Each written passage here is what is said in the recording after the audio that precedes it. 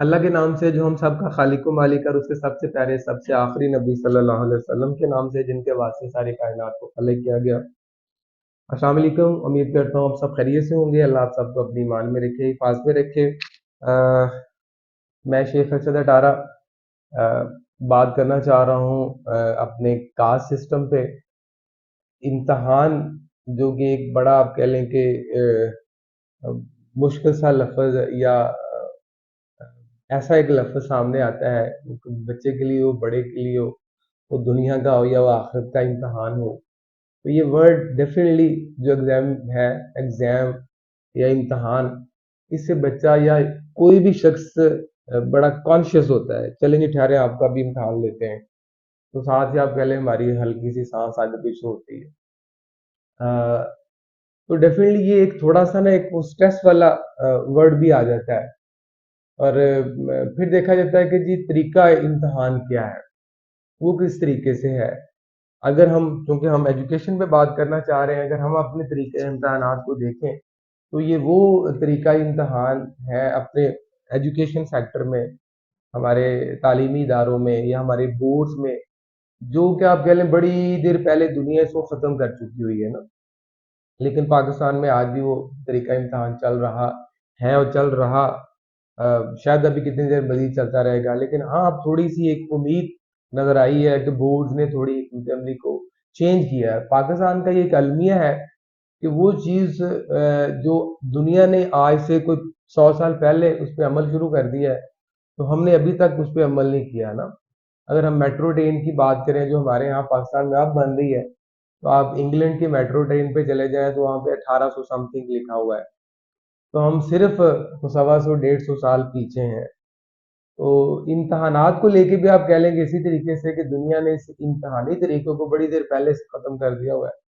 लेकिन अनफॉर्चुनेटली यहाँ पे अभी वो चल रहा था। लेकिन अभी खुशकिस्मती की बात ये है कि डेफिनेटली बोर्ड्स ने इस पे थोड़ी नज़रसानी की है कि हाँ जी, हमें उस जो पुराने तरीका इम्तहानात है उसको ख़त्म करते हुए हमें कॉन्सेप्ट बेस्ड तरीका इम्तहानात पे जाना चाहिए। जो रिजल्ट है वो हमारा मार्क्स की बजाय ग्रेडिंग पे जाना चाहिए।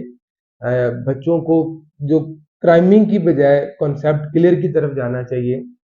तो ये वो निज़ाम है जो दुनिया काफ़ी देर पहले इस पे अमल कर चुकी है।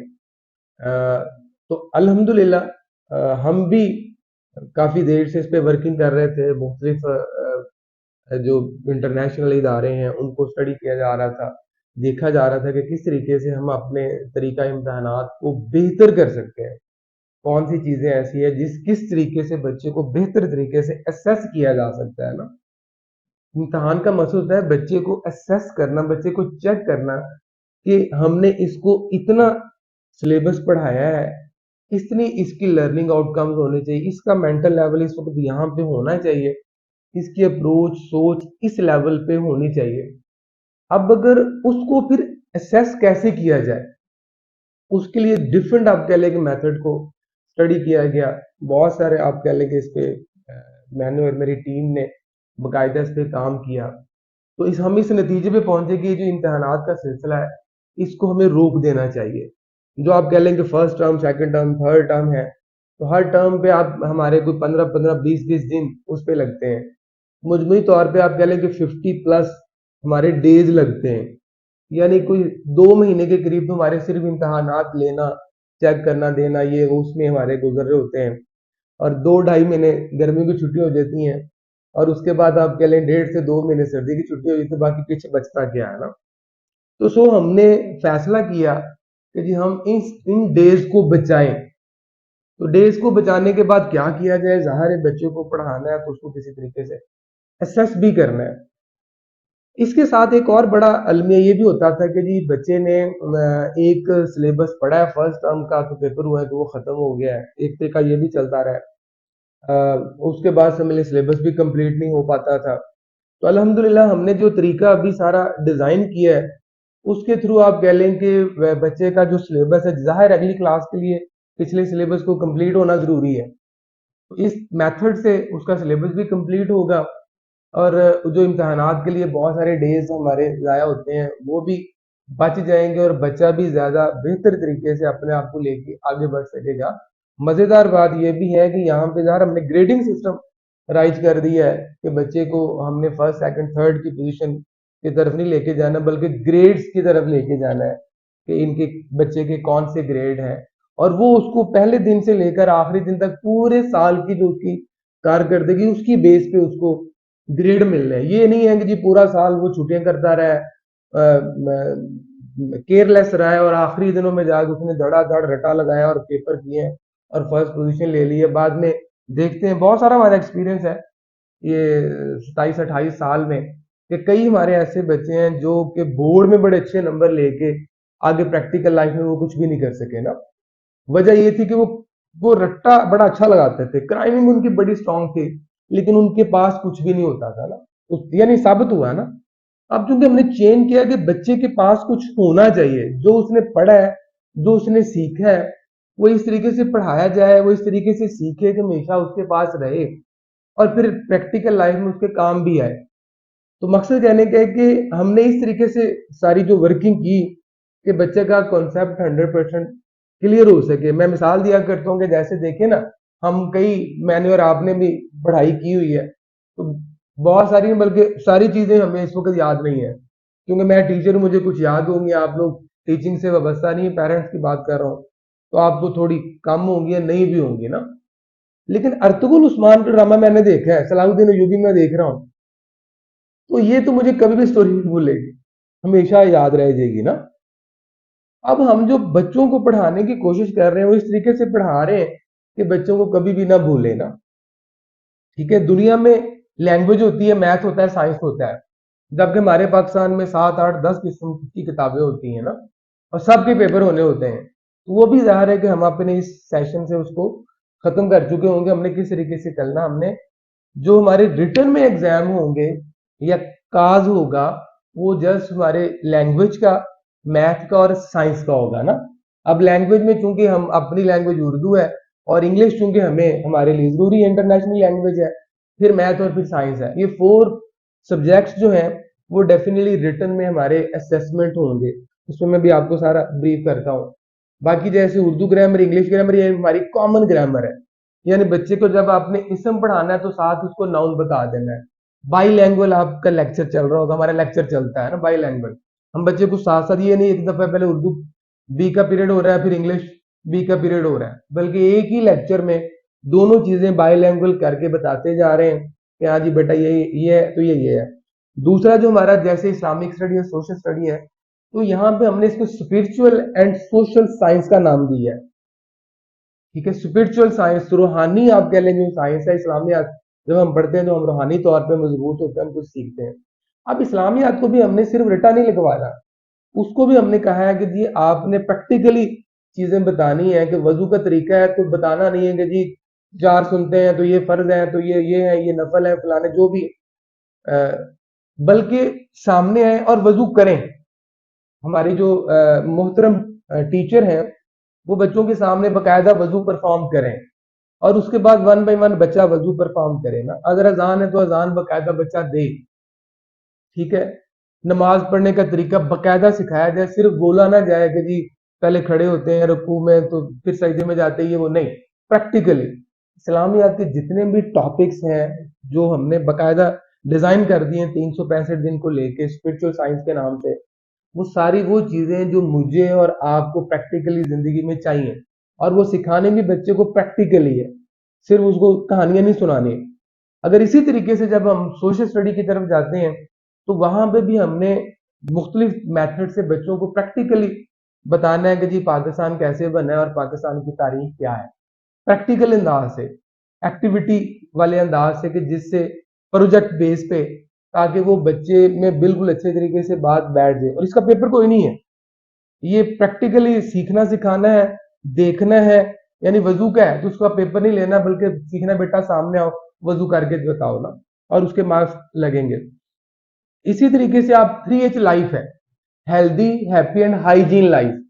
अब इधर ये जो मैं तो अभी 10 मिनट में, 12 मिनट में ये बात करना चाह रहा हूँ, लेकिन अगर सारे को वजाहत की जाए तो मुझे 2 3 घंटे चाहिए। 3H लाइफ में हम चाहते हैं कि बच्चे को पता हो कि मेरी किस एज पे मुझे किस तरह की खुराक खानी चाहिए। किस एज पे मेरी हाइट कितनी होनी चाहिए, मेरा वेट कितना होना चाहिए, प्रॉपर डाइट क्या होती है, बैलेंस डाइट क्या होती है, मुझे कितने विटामिन चाहिए, कितनी कैलोरी चाहिए, कितना कैल्शियम मेरी 24 घंटे की जरूरत है, ये सारी बातें हमारे बच्चे को पता होंगी, जो आमतौर पे डॉक्टर्स को पता होती है, हमें हम लोगों को नहीं पता होती थी। इसी तरीके से हम छोटी छोटी एक्सरसाइज बच्चे को, स्पोर्ट्स लेसन भी इसी लेक्चर में है, तो भी हम उसको बाकायदा करवा रहे होते हैं। फिर ज़हनी सलाहियत को बढ़ाने के लिए क्या क्या चीज़ें खानी चाहिए, वो सारी इसमें पूरे साल का जो ब्रेकअप है वो इसके अंदर मौजूद है। ठीक है, ये अब फिर उसकी हाइजीन के बारे में, सफाई सुथराई के बारे में कैसे वो भी एक पूरा सिलेबस है कि बच्चे को बताना है कि आपने अपनी जिंदगी में अपने आप को नीट एंड क्लीन कैसे रखना है, ड्रेसिंग कैसे करनी है, कपड़े कहने कैसे पहनने हैं। ये शॉर्ट में बात बता रहा हूँ। Character building and life skill है।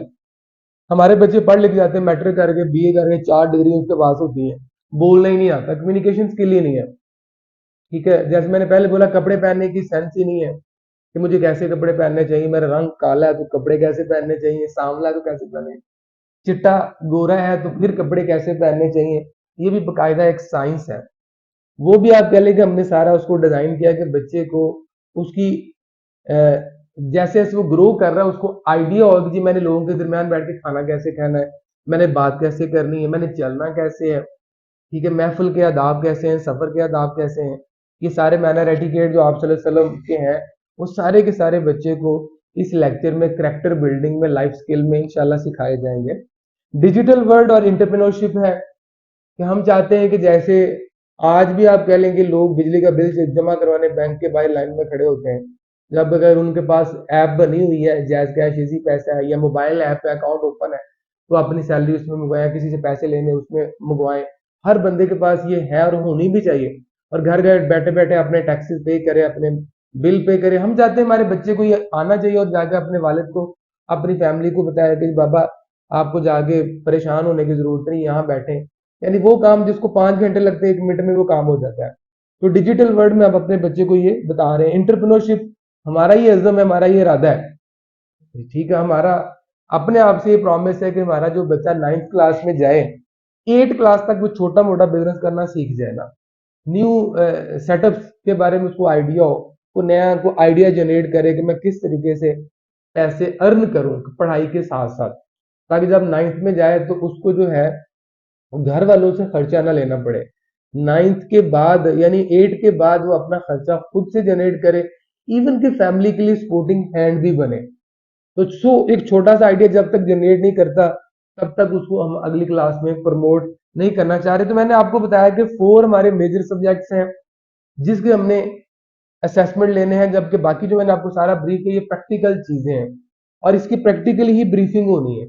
आओ बेटा बताओ, अभी आपने ये जो डिजिटल वर्ल्ड पे फलाने लेक्चर में क्या सीखा था, वो सामने आके उसको एक्सप्लेन करता है, उसकी प्रेजेंटेशन करता है, जैसे मैं आपसे बात कर रहा हूँ वो बताता है, और बाकी लोग उसको मार्क्स दे रहे हैं या टीचर उसको मार्क्स दे रहे हैं कि वेरी गुड, ठीक किया, नहीं किया, कैसे किया, ताकि जब वो स्कूल से बाहर निकले तो एक प्रैक्टिकल मैन हो।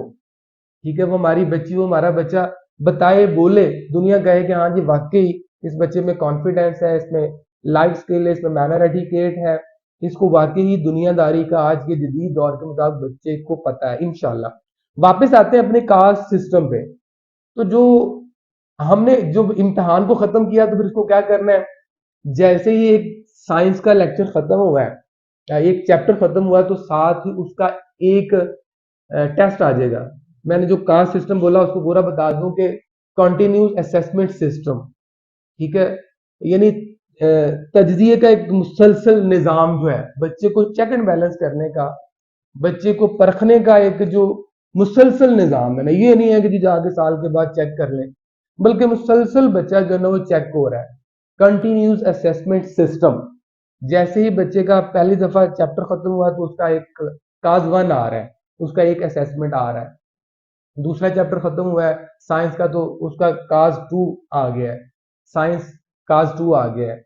एक दफा सिलेबस हमारा को कमो बेश को 4 साढ़े 4 माह में खत्म होता है, तो इस वक्त तक वो हर चैप्टर का एक एक टेस्ट दे चुका होगा। फिर हम रिवीजन में चले जाते हैं। ठीक है, रिवीजन में जाने के बाद क्या है कि दोबारा रिवीजन काज 1 हो जाएगा। पहले हमने कोई 5 माह में सिलेबस खत्म किया था, अब हम कोई 3 माह में सिलेबस खत्म करेंगे। यानी मैं थोड़ा आपको एक आइडिया सब बता रहा हूँ, बाकी डेज टू एक्यूरेट हमारे एसओएस पे सारी की सारी डिटेल मौजूद होती है। तो वहां हम थोड़ा जब रिवीजन में जाएंगे तो टाइम थोड़ा देंगे, ठीक है, और वहां फिर चैप्टर वाइज उनकी काज चल रहे होंगे, और उसके बाद वो फर्स्ट हाफ पे आएगा, फिर वो सेकंड हाफ पे आएगा। ये आप कह लेंगे हम जैन और फरवरी की बातें कर रहे हैं, फिर वो फुल काज पे आ जाएगा, फुल बुक पे आ जाएगा।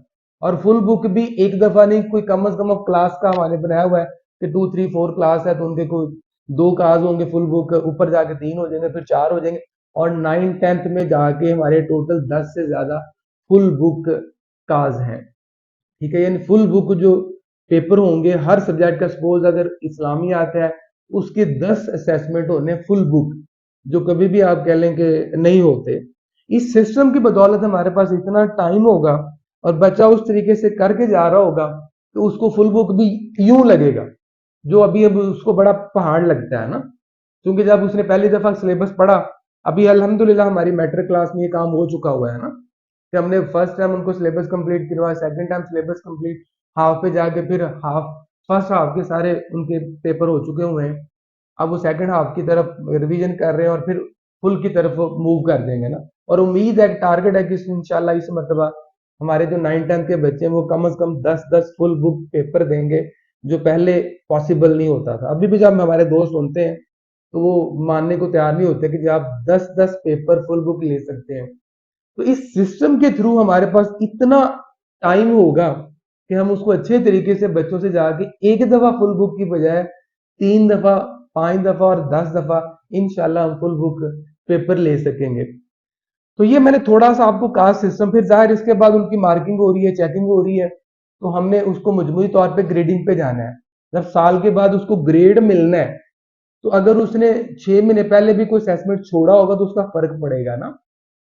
यानी ये नहीं है जैसे मैंने शुरू में बात बोली कि एक बच्चा जनाब पूरा साल पढ़ता ही नहीं, एंड पे जाके मेहनत करता है और पोजीशन ले लेते हैं, पास हो जाता है।